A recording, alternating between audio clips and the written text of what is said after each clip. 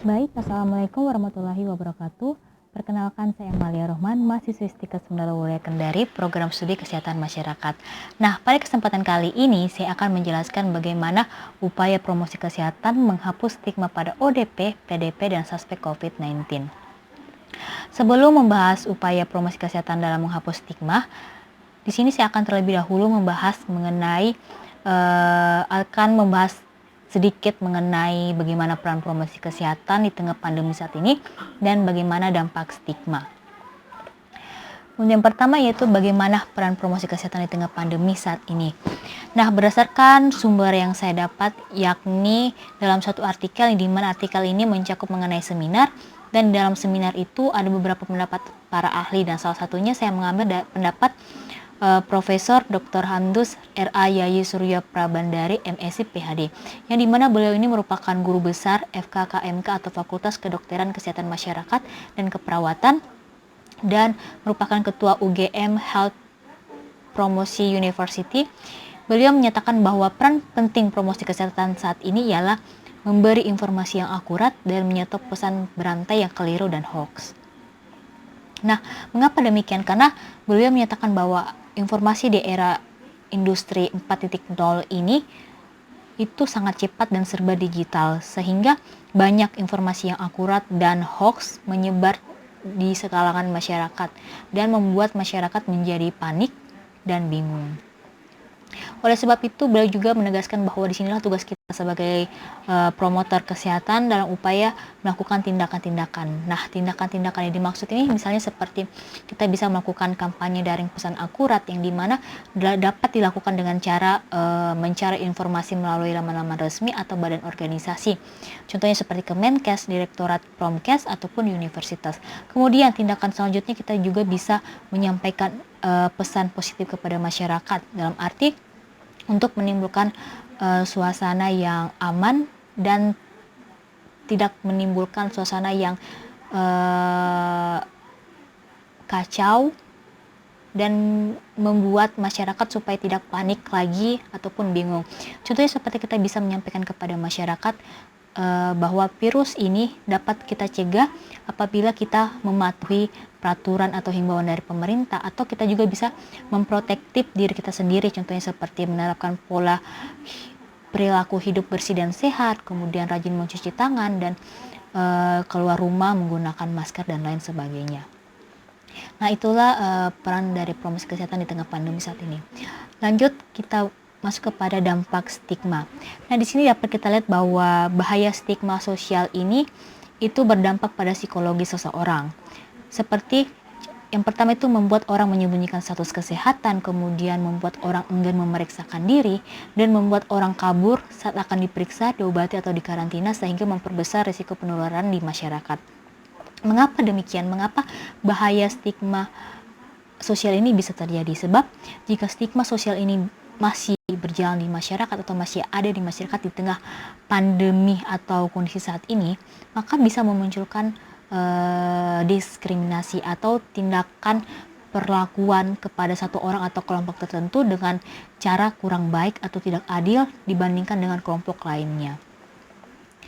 Nah, nantinya orang-orang ini pasti merasa bahwa lebih baik mereka menyembunyikan status kesehatan dan enggan untuk memeriksakan diri daripada mereka harus mengalami hal yang namanya diskriminasi. Nah, kemudian juga menutup informasi diri karena ketakutan diskriminasi bisa membuat tingkat penyebaran COVID-19 ini malah semakin melebar, bukan menurunkan kasus penyakit ini karena adanya diskriminasi atau stigmasi sosial. Sebab mereka yang seharusnya mungkin mendapatkan pengobatan, mendapatkan perawatan, mendapatkan mesti diisolasi atau dikarantina, malah tidak mendapatkan penanganan tersebut sama sekali. Nah, inilah dampak dari stigma sendiri. Baik, selanjutnya kita masuk ke poin penting mengenai upaya promosi kesehatan dalam menghapus stigma pada ODP, PDP, dan suspek COVID-19. Nah, seperti yang kita ketahui bahwa salah satu tugas promosi kesehatan yakni mempengaruhi pihak lain atau lingkungannya.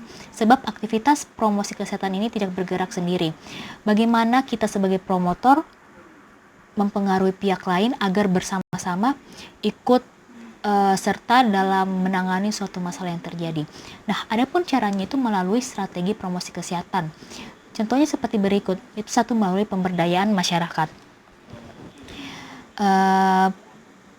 Melalui pemberdayaan masyarakat. Terus, mengapa demikian? Karena di tengah kondisi seperti ini, mengapa stigma terjadi tidak ada di masyarakat? Karena kurangnya pengetahuan COVID-19 seperti bagaimana cara pencegahannya, cara penularannya, cara pengobatannya di beberapa masyarakat, mungkin di daerah lain begitu.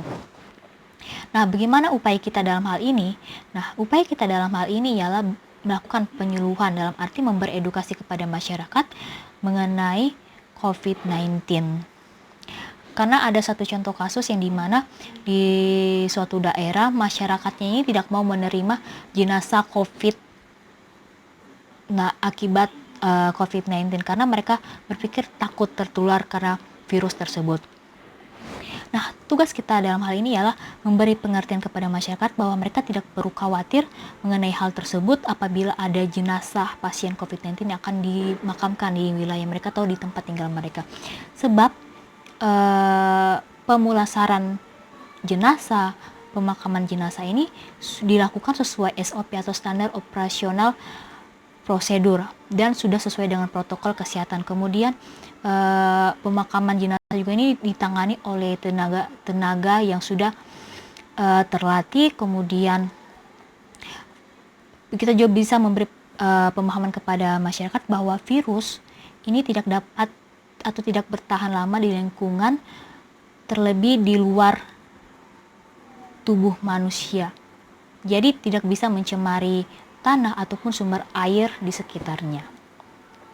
Kemudian selain melakukan penyuluhan mengenai pendidikan kesehatan, kita juga bisa memberi informasi kepada masyarakat supaya tidak mudah mempercayai hoax atau berita bohong, yang dimana sekarang banyak oknum-oknum yang tidak bertanggung jawab menyebarkan berita-berita yang tidak masuk akal dan sumbernya ini tidak terpercaya. Jadi kita bisa memberitahukan kepada masyarakat bahwa ada media-media yang bisa kita percayai seperti media informasi lewat televisi, lewat koran, ataupun melalui laman-laman atau website resmi mengenai COVID-19. Nah, itulah upaya promosi kesehatan melalui pemberdayaan masyarakat. Kemudian, kedua itu melalui tokoh masyarakat atau tokoh agama. Contohnya seperti apa? Yaitu melakukan pendekatan kepada tokoh masyarakat atau tokoh agama dengan memberi pemahaman mengenai tujuan dari promosi kesehatan yang dilakukan. Mengapa demikian? Karena tokoh masyarakat atau tokoh agama merupakan panutan masyarakat yang sangat disegani, sehingga diharapkan dapat memberi perubahan kepada masyarakat untuk mengubah perilakunya.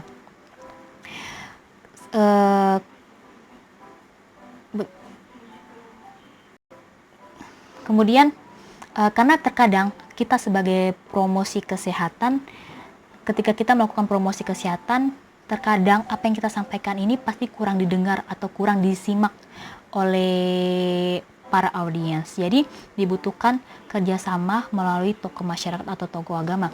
Contohnya seperti kita bisa mengajak tokoh agama atau tokoh masyarakat dalam arti menyebarluaskan mengenai informasi COVID-19.